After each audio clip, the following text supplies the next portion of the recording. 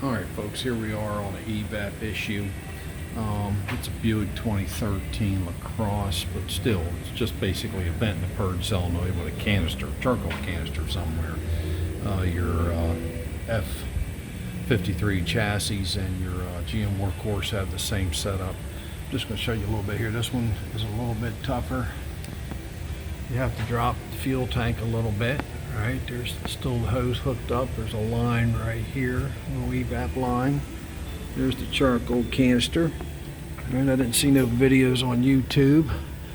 And that's a plastic lock. It slides into there, and then you see the black up against there, right there. Okay, right, that one, right there. And then that slides into this white bracket. Unfortunately, it's up in there, so you have to drop the bracket right here. I got that one right over there, see? So you loosen that up, take the fuel pressure line off right here, which has a sensor right there. And then you got this one here, you have to take that off. And I'll show you the old one. Let me put you on pause. Alright, this is the old one.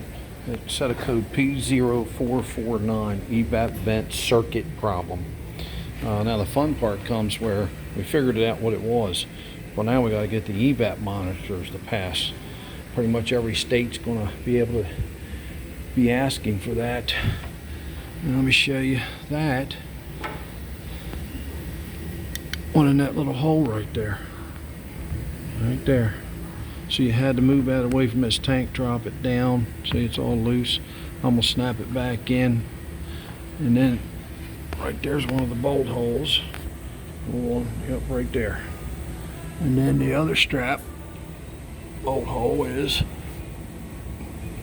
right there. Oh, I'm sorry. Right. Oh. Right there. Alright, and that goes across here. And there it is hanging. Alright, so you don't really got to drop, you really don't have to drop the tank per se. Alright. Some of you have these cars that you're towing on trailers, so remember, an evap problem works all over. Doesn't matter if it's on an RV or well, it'd be a gasser RV, GM Workhorse or an F53 chassis. Doesn't matter if it's on a car or truck, as long as it's gasoline. Evaporative emissions have been around since 1967, 68.